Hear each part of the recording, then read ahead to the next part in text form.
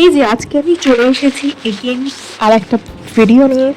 আজকে আমি তোমাদের সাথে শেয়ার করে নিচ্ছি দাদা বৌদির বিরিয়ানির এই ভিডিও।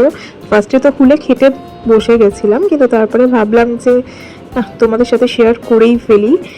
তো আমি ঝট করে ক্যামেরাটা অন করে আমি ভিডিওটা শ্যুট করতে লেগে পড়লাম। দেখো জাস্ট, বিরিয়ানি আমি স্পেশাল মাটন বিরিয়ানি নিয়েছিলাম। তো এই অবভিয়াসলি দাদা বৌদির যে স্পেশালিটি, যে মাটনের পিসটা, তো একটা বড় মাটনের পিস আমাদের দিয়ে দিয়েছিল। আর এটা ছিল সাথে মিত্র কাফের চিকেন টিক্কা, দারুণ খেতে ছিল। আর এটা ছিল কৃষ্ণনগরের রসবড়া, যত দূর আমার মনে পড়ছে মিষ্টিটার নাম রসবড়া।